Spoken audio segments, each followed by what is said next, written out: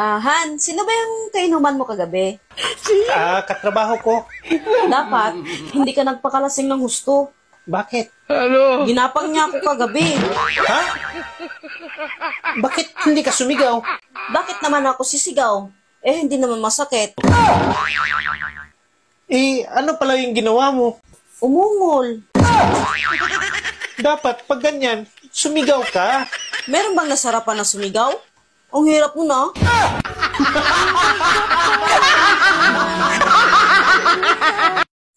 Sa sobrang hirap ng panahon ngayon at ang mahal pa ng mga bilihin, kailangan di mo na ako mabuntis. Huwag mo nang problemahin. Huwag kang mag-alala. Mayroon akong ibibigay sa'yo. Ano yun? Ito, panangga yan para hindi ka mabuntis.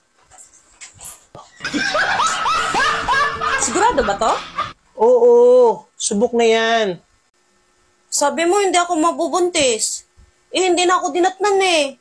Pakiramdam ko buntis ako. Bakit? Binigyan kita ng panangga. Hindi mo ba ininom? Bakit? Ininom ba yon? Ay, ano palang ginawa mo? Sabi mo kasi panangga. Oo nga. Kaya ito, binalot ko. Baka kasi mawala. Ikakabit ko lang siya pag schedule natin. Ginawa mo naman panangga ng usog eh. Magdadalawa ng anak natin sa kapalpakan mo. Aba, wag mo ako sisihin. Sinunod ko lang sinabi mo. Yung una, calendar method. Ang ginawa mo, sinapin mo yung kalendaryo.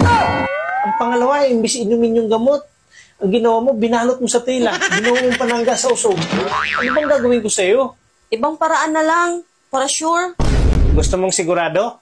Tahiin mo na lang yun sa'yo.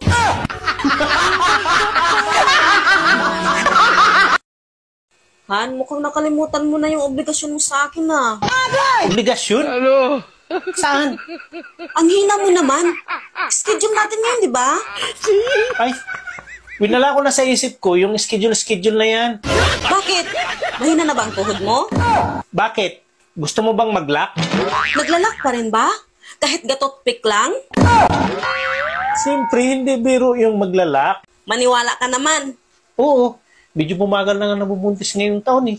Dahil natatakot sila baka mag-lock. Ano ka ba? Exempted na yung sayo. Kahit na ilang paway kang gamitin, hindi na uubra. Bakit naman? Hirap na nga siyang hawakan, sa sobrang liit, maglalak pa kaya. Halika na, lak ka ng lak, hindi kasali yung sayo eh. Ayaw ko. Halika na.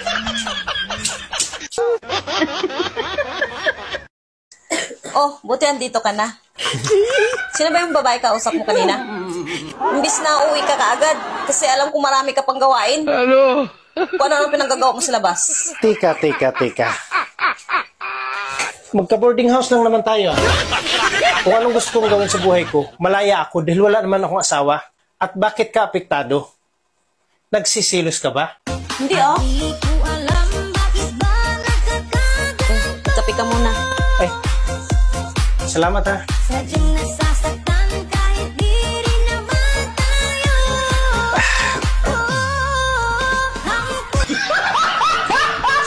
Teka. Nakalata na ko eh. May gusto ka ba sa akin? Bakit? May sinabi ba kung may gusto ako sa'yo? May ebidensya ka ba?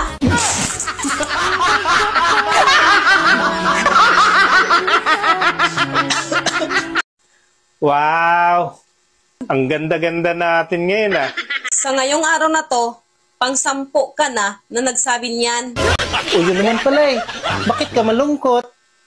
At asan na yung siyam na pumuri sa'yo? Pinatigok ko na. Bakit? Sinungaling eh. Kasi kung maganda ako, dapat maraming nanligaw sa akin. Pero walang nanligaw kahit na isa eh. Pinuri mo rin ako, di ba? Ay, hindi ah.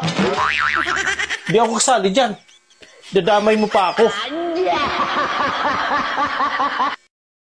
Ang ganda ng spray mo kanina, no? Oo, maganda talaga yun.